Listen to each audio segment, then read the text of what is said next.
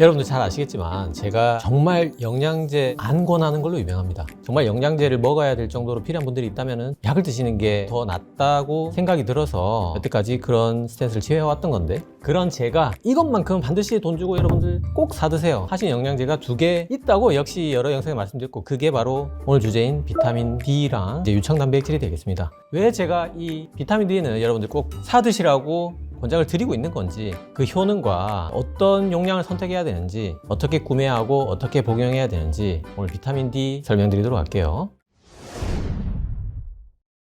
네, 안녕하세요. 운동한 데까지 닥터입니다. 자, 제가 수많은 영양제들을 권하지 않는 이유는 대부분 영양제 효과 없다는 얘기 아닙니다. 영양제가 필요한 분들은 그 영양소가 모자란 분들, 예를 들어서 뭐 비타민 B가 모자란 분은 비타민 B가 효과 있겠죠. 뭐 마그네슘 모자란 마그네슘 효과 있겠죠. 근데 그건 충분히 우리가 음식으로 섭취가 가능하고, 또는 모자란 분들이 대부분 없어요. 그러면 제가 왜 비타민 D를 추천하는지 답이 나오는 거죠. 우리가 비타민 D가 대부분 모자랍니다. 전 국민 뭐 거의 90%가 다 모자라기 때문에 이거는 돈 내시고 그래도 여러분들 사드시는 게 맞습니다라고 말할 수 있는 근거가 되겠죠. 90%니까. 일단 이 건강 이점부터 보겠습니다. 비타민 D를 왜 먹어야 되는가? 가장 확실한 건강 이점은 뼈 건강입니다. 비타민 D는 칼슘을 흡수하는 데 도움을 주는 영양제예요. 비타민 D 역할의 거의 90%입니다. 근데 그 흡수라는 게, 우리가 뭐 우유나 멸치 먹잖아요. 그러면 이 칼슘이 장에 있겠죠. 이 장에 있는 칼슘을 혈액으로, 피까지만 넘겨줍니다. 비타민 D는 뼈로 살짝 넣어주지만 주요 역할은 일단은 피까지예요. 그 다음에 이제 피에서 뼈까지 또 칼슘을 옮겨주는 게 부갑상선 호르몬입니다. 그럼 골다공증 약은 뭐냐? 골다공증 약은 뼈에서 칼슘이 녹아 나오는 걸 막는 게 골다공증 약이에요. 그래서 여러분들 골다공증 걸리면 칼슘제도 먹어야 되고, 비타민 D도 먹어야 되고, 골다공증 약도 드셔야 됩니다. 이 세 가지를 다 드셔야 돼요. 골다공증으로 진단이 되면. 뒤에 설명드리겠지만 이 비타민 D를 무지막지하게 먹는다, 오히려 이 혈관에 칼슘이 침착될 수가 있습니다. 오히려 칼슘 플라크가 생길 수도 있는 게 비타민 D 과용량이 되겠습니다.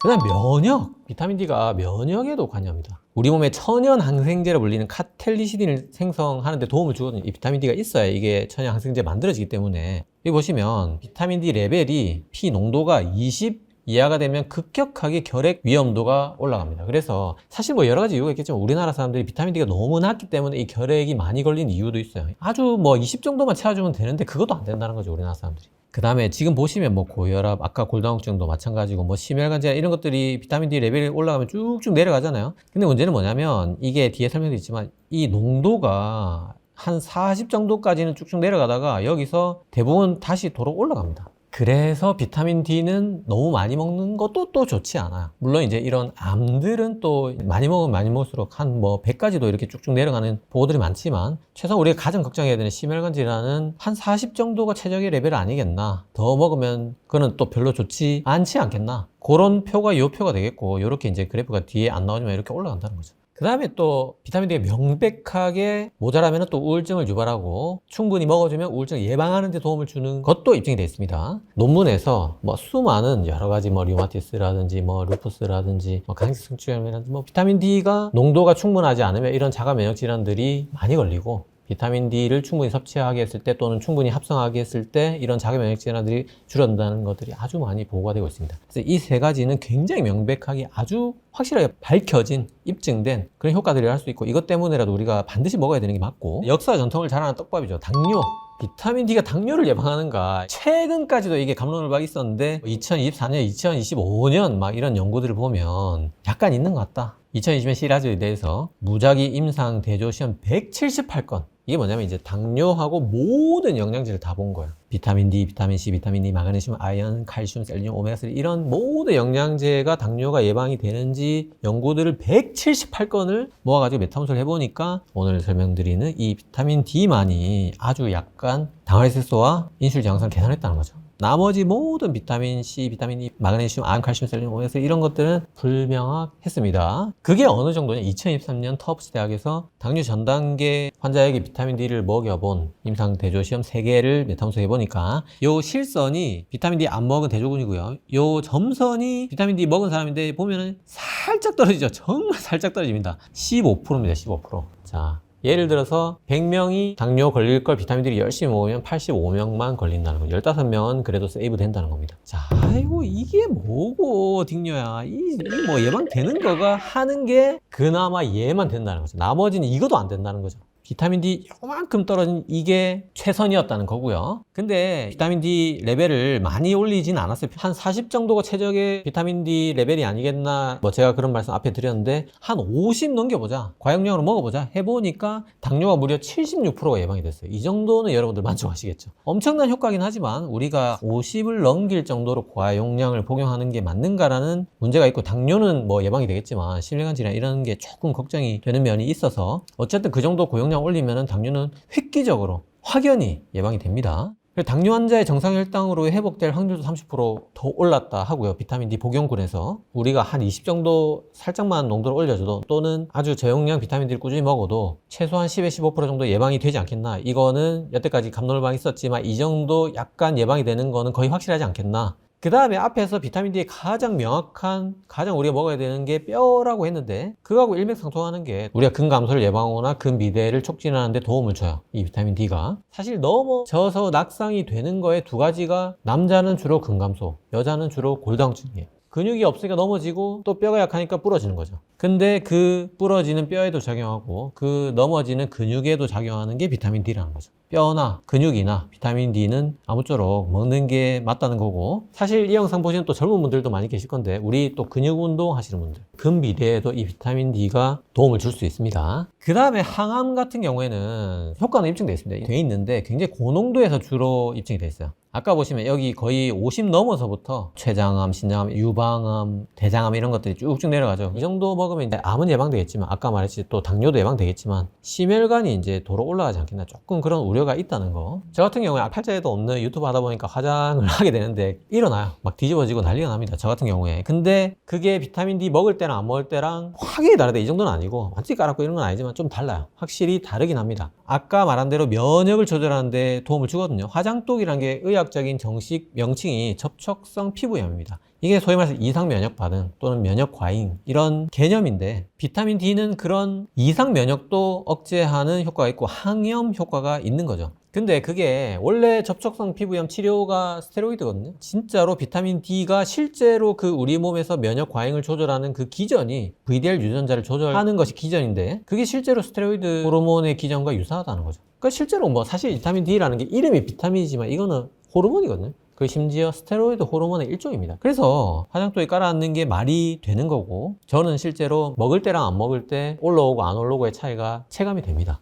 자, 그래서 이점 있는 거 지금까지 다 설명드렸고, 다 모자라다. 다 모자라기 때문에 먹어야 된다. 요 내용 뭐냐면, 지금까지 제가 뭐 의사생활 한 20년 정도 했지만 비타민 D 검사를 하면서 정상 레벨로 들어간 사람 본 적이 없습니다. 단 한 번도 본 적이 없습니다. 이제 여러 가지 이유가 좀 있긴 있어요. 소위 말해서 라떼는, 제가 비타민 D 검사 한창 할 때는 좀 기준이 달랐어요. 아까 제가 20에서 뭐 40 정도 농도가 최고 적정 레벨인 것 같다 뭐 이런 얘기 드렸지만, 5년, 10년 전 주로 30에서 100을 정상으로 봤거든요. 그러니까 약간 기준이 높았긴 해요. 제가 주로 검사했을 때는. 뭐 어쨌든 최근까지도 뭐 30에 만족하는 그런 환자분들은 단 한 분도 없었고요. 요즘에 그 기준이라고는 20에서 40, 이 기준으로 해도 없어요. 20몇 이 정도면 진짜 많은 편. 대부분 10대입니다. 이 비타민 D 농도가 우리 몸에서 정상 수치가 어느 정도냐, 이게 전 세계 기준이 달라요. 보시면 어떤 데는 30까지 괜찮다, 어떤 데는 20까지 괜찮다, 어떤 데는 10까지 괜찮다, 이렇게 실제로 진짜 다르긴 해요. 여러 가지 논문들을 봤을 때는 10에서 20 사이가 괜찮다는 건 좀 오바인 것 같다. 20도 안 되면 진짜 결핵 감염이 급격하게 늘어납니다. 그리고 많은 것도 또 기준이 다르거든요. 근데 100은 진짜 오버한 것 같고, 50이다 40이다 여기도 갑론을박이 많아요. 근데 최대한 보수적으로 잡으면 20에서 40 사이는 최적의 농도가 확실히 맞습니다. 40이 넘어가면 뭐 심혈관 질환이 더 많이 늘어나지 않겠냐 이런 연구들도 있긴 해서 40에 50 사이가 약간 논란이 있긴 하지만 20에서 40 사이는 확실히 맞다. 정리하면 여러분들이 피검사를 했을 때 20에서 40 정도 나오게 비타민 D를 드시면 되겠습니다. 자, 그래 20이라고 치자. 20만 되면은 충분하다. 자, 그 기준으로 봐도 우리나라 2008년 국민건강영양조사에서 20을 기준으로 했는데 남자의 52% 모자라고 여성의 68% 모자랐어요. 끝이 아닙니다. 2014년 시간이 지날수록 더 늘어납니다. 결핍률이. 남자의 75%, 여자의 82%까지 모자란 걸로 점점 더 우리가 햇빛 안 보고 이러니까 비타민 D 모자란 분들이 늘어나고 20을 기준으로 한 겁니다. 자, 그러면 30으로 해보자. 30으로 했을 때 2008년 65세 이상 노인만 봤을 때는 무려 94%가 모자랍니다. 이러니까 제가 정상 레벨을 본 적이 없다는 거예요. 그럼 6%는 괜찮네. 그게 아니라 이 6%는 약을 드시는 분들입니다. 정말 그냥 100% 다 모자란 겁니다. 30 기준으로 하면. 가장 심각한 군이 우리나라의 대학생이 되겠습니다. 2015년 서울대에서 우리나라 대학 3,500명 정도를 비타민 D 레벨을 측정해봤어요. 수치를 한번 검사해봤습니다. 해보니까 아까 20에 40 제가 기억하시라고 말씀드렸죠. 남자는 11.6, 여자 대학생은 10.5 이 정도입니다. 지금 보시면 20에서 40까지잖아요. 요 구간에 들어간 사람 3.8%입니다. 우리나라 대학생의 3.8%만 비타민 D 레벨이 정상이다. 제 생각에 뭐 농구 좋아하시거나 뭐 햇빛 엄청 쐬시는 그런 대학생들 아닐까 싶은데, 자, 20으로 끊어도 다 뒤에 있어요. 10이라고 쳐도 보세요. 10 미만이 50%입니다. 10도 안 되는 분이 이렇게 많다는 거예요. 우리나라 대학생. 그러니까 결에 걸리고 하는 거예요. 우리나라에서. 코로나 영향도 있을 거고, 점점 이 뒷세대 젊은 우리 MZ, 알파 세대 이런 분들은 실내 생활 더 하시는 것 같고, 또 얼굴 노화, 선크림 발라야죠. 식습관 이런 것들 때문에 점점 세대 갈수록 비타민 D 레벨이 더 떨어진다고 합니다. 자, 그러면 엄청나게 낮다. 그러면 우리가 어떻게 알아차릴 수 있는가? 몰라요. 우리가 느낌으로 알아차릴 수가 없습니다. 대부분이 무증상입니다. 결국 나이가 들어서 60대, 70대가 돼서 뼈가 부러져서야, 그때서야 병원에 가서 수술해야 되니까 검사하잖아요. 그때 비타민 D 모자랐네. 이런 분이 대부분입니다. 비타민 D를 증상으로 알겠다고 하는 거는 그렇게 좋은 접근은 아닙니다. 하지만 굳이 오늘 이 시간에 비타민 D가 모자란 걸 내가 자각 증상을 궁금해서 이 영상 클릭하신 분들도 계실 거기 때문에 굳이 꼽자면 굉장히 피로합니다. 우리 현대인들 다 피곤하죠. 근데 이제 비타민 D를 섭취했을 때 그 피로감이 싹 가시는 분들도 있다는 거예요. 지금 여러분들이 겪고 있는 게 비타민 D가 모자라서 그런 증상으로 나타나는 분들도 많이 계시다는 겁니다. 그 다음에 아까 앞에서 봤던 비타민 D의 역할, 우울증이 생기거나 뭐 감염을 예방해주거나 뭐 그런 역할들이 있으니까 반대로 모자라면 우울증이 생길 수 있고, 감염이 자꾸 뭐 감기가 계속 재발한다든지 뭐 그런 증상들이 생길 수 있겠죠. 근데 그게 뭐 나는 원래 좀 몸이 약한가 봐, 원래 나는 우울증이 체질인가 봐, 그럴 수도 있지만 비타민 D가 모자라서 그럴 수도 있다는 거죠. 자, 그래서 비타민 D의 건강에 이점이 너무나 많고, 우리 국민들 대부분 다 모자라고 먹어야 되는 게 맞는데, 이런 말씀들이 참 조심스럽지만 우리나라 1타 의학 방송 생로병사의 비밀에서 비타민 D 영양제 먹는 거는 권하지 않는다는 영상이 있어서 제가 그 영상을 봤습니다. 3가지 정도의 근거를 들어서 비타민 D 영양제 먹을 필요 없다, 일종의 뭐 주장이 있었는데, 첫 번째는 이제 비타민 D 레벨이 수치가 기준이 너무 높다. 이거는 지금까지 제가 설명드렸죠. 어느 정도 그런 부분이 있는 게 맞고, 그 다음에 세 번째, 또 이 영양제를 먹게 되면 너무 과다하게 복용해서 부작용이 생길 수가 있다. 이거 이제 뒤에 자세히 설명드릴 거고요. 이거는 역시 어느 정도 맞는 말입니다. 자, 두 번째, 이게 좀 결정적인데, 햇빛과 음식으로도 우리가 비타민 D를 충분히 보충할 수 있다, 섭취할 수 있다, 생성할 수 있다. 요거에 대해서 지금부터 자세히 좀 설명드릴게요. 이게 과연 현실성이 있는 내용인지. 자, 우리 비타민 D는 음식으로만 꼭 섭취할 수 있는 게 아니라 햇볕으로도 생성을 할 수가 있고, 심지어 생성할 수 있는 정도가 아니라 우리가 평균적으로 90%는 사실은 햇볕 노출에서 비타민 D를 조달을 하고 있어요. 음식으로 섭취하고 있는 건 10%밖에 안 돼요. 자, 왜냐? 음식에 어디에 비타민 D가 들어있나? 계란이 20 IU. 뒤에 설명드렸지만 이제 비타민 D를 여러분들이 1000단위 정도 드시면 됩니다. 1000 IU. 근데 보시면 계란 한 개 20 IU 들어있어요.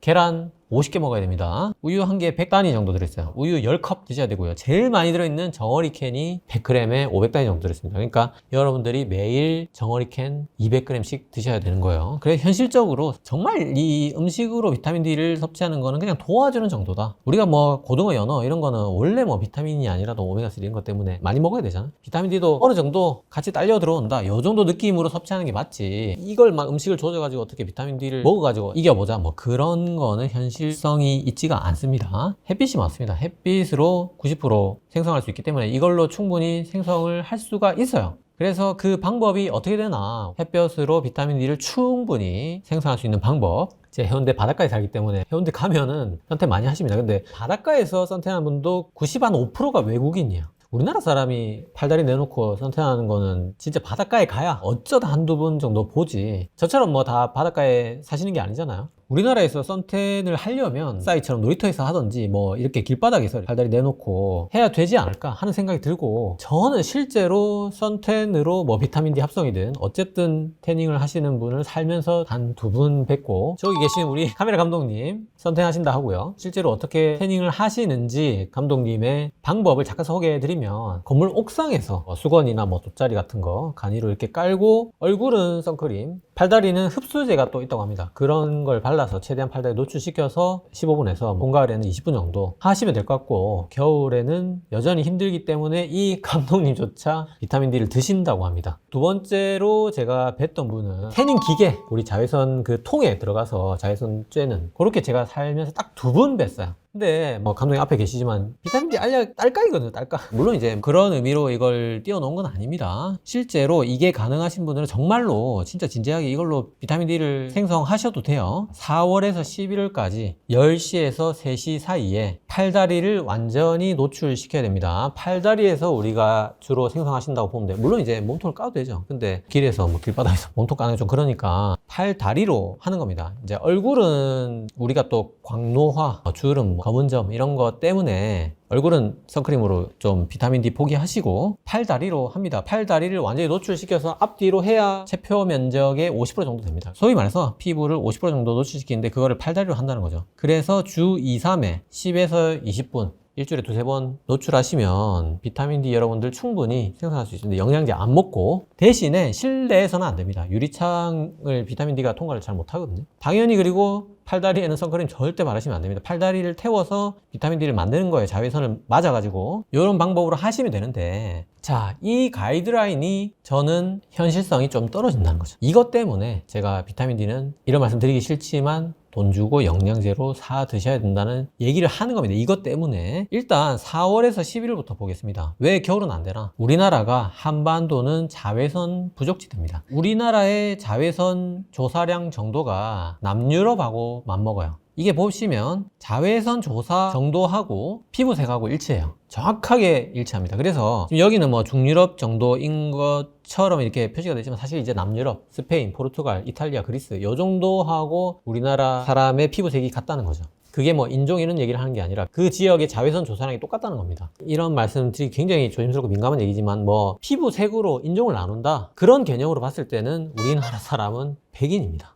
우리나라 사람은 황인이 아닙니다. 실제 수치가 그래요. 그렇기 때문에 일부 한국의 연예인들, 심지어 운동선수들은 비히스패닉 백인, 중유럽, 서유럽, 북유럽 사람들보다 더 하얀 분들도 있다는 거죠. 실제 진짜 자외선이 없는 땅이라는 겁니다, 우리나라가. 물론 저는 여기에 전혀 해당이 되지 않지만, 그게 연구가 실제로 2019년 서울대에서 우리나라의 위성 자료, 기후 자료 30년치를 넣고 시뮬레이션을 돌려봤어요. 그래서 우리나라에서 정말 아까 말했던 그 가이드라인대로 햇볕으로만 비타민 D를 충분히 합성하려면 몇 분을 이렇게 선택을 하고 앉아 있어야 되나? 자, 우리나라에서는 여름은 충분해. 확실히 지역 차이도 거의 없었습니다. 여름은 12에서 14분, 뭐 15분 정도면 충분합니다. 근데 문제는 겨울이라는 거죠. 겨울은 50에서 100분. 그러니까 평균 그냥 1시간입니다. 1시간. 제가 현실적이지 않다는 거예요. 우리나라 자외선이 그만큼 부족한 지대고, 가장 좋지 않았던 곳이 강릉입니다. 강릉의 12월에는 100분, 99.6분을 선텐을 하고 누워 있어야 된다는 겁니다. 100분을 일주일에 2-3번씩 나와서 선텐을 하고 누워 있다? 현실적으로 가능하겠냐는 물음이 생긴다는 거죠. 그리고 또 서울대입니다. 참, 서울대가 비타민 D에 진심이던데, 2020년 서울대에서 우리나라 성인 150명을 한 군은 비타민 D를 그냥 먹었고요, 한 군은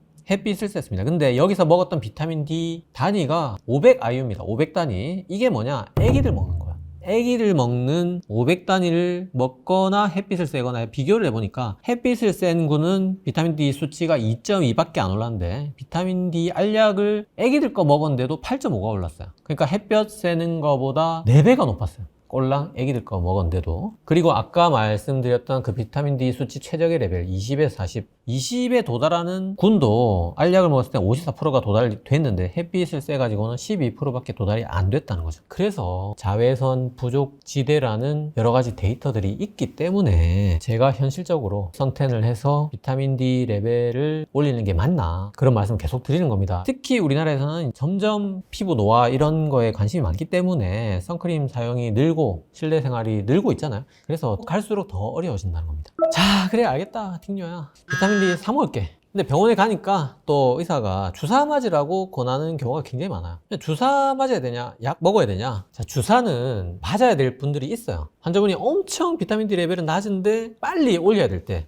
예를 들어서 뭐 골절이 생겼을 때, 주로 이제 고령층에서 골절 생겼는데 비타민 D 검사해보면 대부분 뭐 10, 이 정도거든요. 엄청 낮거든요. 그럴 때 주사 맞아야죠. 이거는 이제 우리가 결정하는 게 아니고 주치 결정해줍니다. 그래서 맞으시면 되는데, 이게 약을 먹어가지고 안 되나 그렇게 생각할 수 있는데, 우리가 자전거를 처음에 출발할 때는 굉장히 세게 밟고 갈 때는 살살 밟으면 되잖아요. 근데 예를 들어서 서 있는 자전거를 천천히 계속 밟으면 영원히 안 가잖아요. 시동이 안 걸리잖아. 그게 주사라고 생각하시면 됩니다. 우리가 알약은 보통 1000단위, 2000단위 뭐 이런 식인데 주사는 10만 단위거든요. 엄청난 용량이 한 번에 들어가는 게 주사고, 그렇게 들어가야 될 때가 있다는 거죠. 특히 이제 고령층에서 입으로 잘 못 드시거나 흡수 장애가 있다거나 이럴 때는 더더욱 맞아야 되고요. 근데 문제는 이제 이런 주사제를 계속 맞는다. 뭐 예를 들어서 1년에 뭐 3번, 4번 막 맞으면 이제 누누이 설명드리지만 이 비타민 D 레벨도 무작정 높은 게 좋지 않거든요. 40 넘거나 50 넘거나 뭐 100 넘거나 이러면 문제가 생길 수가 있고, 이게 사실 호르몬이거든요. 스테로이드 호르몬의 종류입니다. 아까 설명드렸듯이. 그러니까 호르몬이 우리 몸에서 항상성을 유지해야 되는데, 일정하게 농도가 유지돼야 되는데, 주사를 몇십만 단위 이렇게 맞아버리면 한 번에 확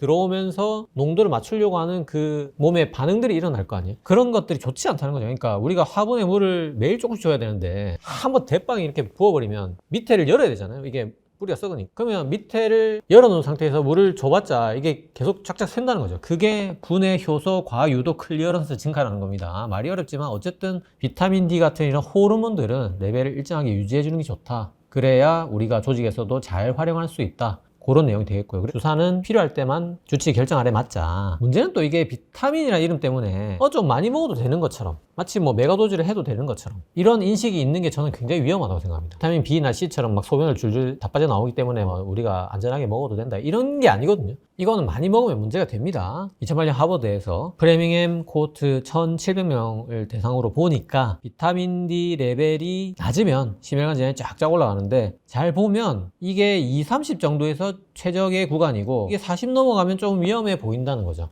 물론 여기서 유커브가 확실하냐 뭐 그렇진 않다고는 얘기는 했지만, 다른 여러 가지 연구들을 또 보면 40이 넘을 때, 50이 넘을 때 그때부터는 또 문제가 된다는 연구들이 많습니다. 그래서 지금까지 설명드렸지, 주사를 맞아가지고 이런 중독 사례가 생길 수도 있지만, 자, 여기서 중독이라는 게 뭐 의존되는 게 아니고 이게 독으로 작용할 만큼 이제 농도가 높다는 거죠. 인톡시케이션의 중독이 일어난다는 겁니다. 이 비타민 D 주사를 계속 맞으면. 물론 주사를 맞아서 그런 분도 계시지만, 우리 보통 영양제 여러 가지 많이 드시는 분들 있잖아요. 영양제를 안 드시면 아예 안 드시고, 드시는 분들 또 여러 가지 이것도 먹고 저것도 먹고 막 이런 분들도 많이 계신데, 나는 오메가3 영양제 챙겨 먹고 뭐 루테인 영양제 챙겨 먹고 마그네슘 영양제 따로따로 하나씩 챙겨 먹었다고 그렇게 생각할 수 있지만, 자세히 보면 거기에 조금씩 비타민 D가 들어있는 것들이 많습니다. 보면은 비타민 D가 1000단위가 들어있어요. 1000IU. 이 굉장히 고용량이거든요. 그럼 뭐 오메가3에서 뭐 1000단위 먹고, 루테인에서 1000단위 먹고, 뭐 마그네슘에서 1000단위 먹고, 내가 따로 또 비타민 D 2000단위 챙겨 먹고 그냥 5000단위입니다. 엄청난 양을 모르고 먹고 있을 수가 있고, 심지어 그런 분이 예를 들어서 뭐 햇빛도 쬐고 음식에서 간간히 섭취하는 것도 있는데다가 요즘에는 또 이런 비타민 D 강화 우유 같은 것도 있잖아요.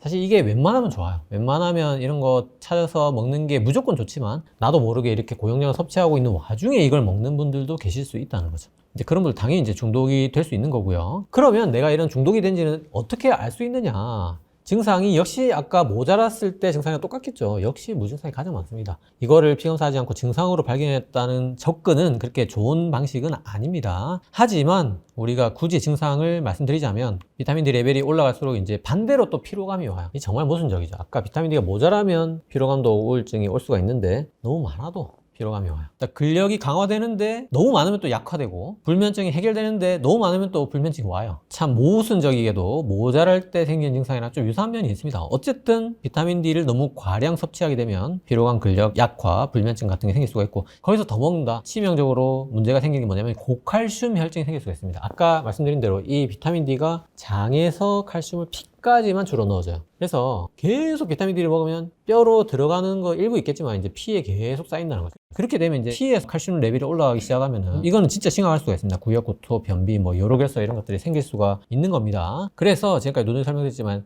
이런 증상들로 판단하기보다는 아무따 피검사 하시면 됩니다, 여러분. 무조건 그냥 기승전 피검사입니다. 비타민 D는. 이것도 그냥 계속 하라는 얘기가 아니라 그냥 내가 지금 한번, 그 다음에 약 먹고 있을 때 한 번, 한 2번 정도만 하시면 됩니다. 근데 이제 뭐 내가 좀 약을 많이 먹거나 아니면 요즘에 유독 피로하다 해서 피검사를 했는데 비타민 D가 50이다. 그러면 이거는 좀 중독일 수 있겠다. 만약에 100을 넘었다. 이거는 확실히 중독이라는 거죠. 비타민 D에 째렸다는 겁니다. 자, 그러면 많이도 먹으면 안 되고 적게도 먹으면 안 되니까 얼마짜리 우리가 먹어야 되냐? 점점 이제 결론에 도달하게 되는데, 한국인 영양소 섭취 기준 자료에 따르면 성인은 최소한 400에서 800 정도는 먹어라. 그리고 골다공증 환자는 800 이상을 먹어라. 같은 자료에서 이제 얼마 이상은 또 먹지 마라 하는 게 4,000입니다. 4,000 IU. 쉽게 얘기하면 4,000짜리 이상을 먹을 거면 의사하고 상의해서 먹든지 의사 처방을 받고 드시란 얘기고, 직구 해가지고 2,000짜리를 자의로 판단해서 사 먹는다, 이건 조금 위험할 수 있습니다. 그래서 2,000 정도도 가급적이면 주치의하고 상의해서 피검사 자주 해가면서 드시는 게 좋을 것 같고, 그러면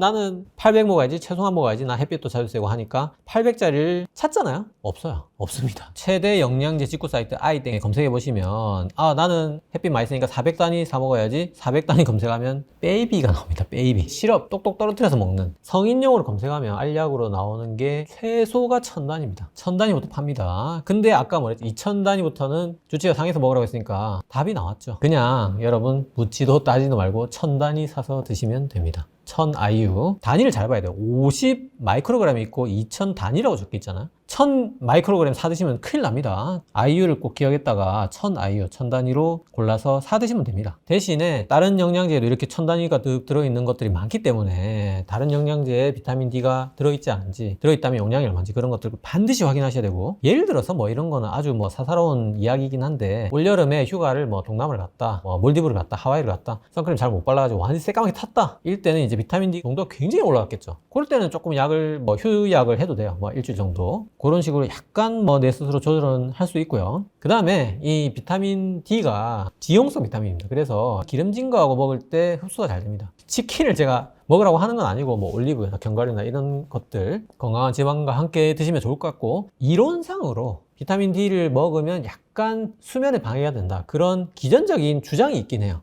근데 이게 임상적으로 입증된 바는 없습니다. 저는 비타민 D 밤에 먹어도 잘 자요. 근데 뭐 굳이 따지자면 아침하고 점심 식사 직후에 먹으면 가장 좋다는 게 기전적으로 그런 설명이 있을 수가 있습니다. 하지만 제가 누누이 설명드린 가장 중요한 건 피감사입니다. 앞에 설명드렸지만 계속 하라는 게 아닙니다. 처음에 한번 하고 그 다음에 저용량을 먹는다, 뭐 1,000단위 먹는다 이럴 때는 그냥 3달 뒤에 한 번 정도 해보시면 됩니다. 주사를 맞는다, 10만 단위, 20만 단위를 맞는다 이럴 때는 8에서 12주 뒤에, 한 달에 3달 사이에 한번 해보시면 되고, 고혈당증이 있다 그럴 때는 1년에 한 번 정도, 이분들은 좀 주기적으로 검사를 해야 되는 게 맞아요. 그래서 표로 만들면 이렇게 되고, 500단위, 1000단위 이렇게 작은 단위로 꾸준히 먹는 분들은 처음에 한번, 그 다음에 3달 뒤에 한번, 그 정도만 하시면 된다는 거죠. 자, 그래서 오늘 결론입니다. 성인이면 여러분 묻지도 따지도 말고 1,000단위 드시면 어지간하면 맞습니다. 물론 이제 피검사는 먹기 전, 먹고 나서 한 3달 뒤에 한 번 정도, 2번 정도는 최소한 피검사는 해보시는 게 좋고요. 내가 과용량은 아닌지는 따져보긴 해야 되긴 하지만 어지간하면 1,000단위는 맞다는 거예요. 기름진 음식 드신 아침, 점심 직후에 드시면 가장 좋고, 저는 저녁에 먹어도 된다고 생각합니다. 2,000단위를 넘게 먹거나 주사제를 맞거나 이런 거는 반드시 의사와 상의해서 여러분들 복약을, 투약을 하시면 되겠습니다. 자, 그래서 오늘 시간 닥터인유가 유일하게 권하는 영양제 비타민 D에 왜 먹어야 되는지부터 해서 어떻게 먹어야 되는지, 어떤 제품을 골라야 되는지, 어떤 용량을 골라야 되는지까지 전부 다 설명드렸고, 오늘도 3줄약으로 마무리할게요.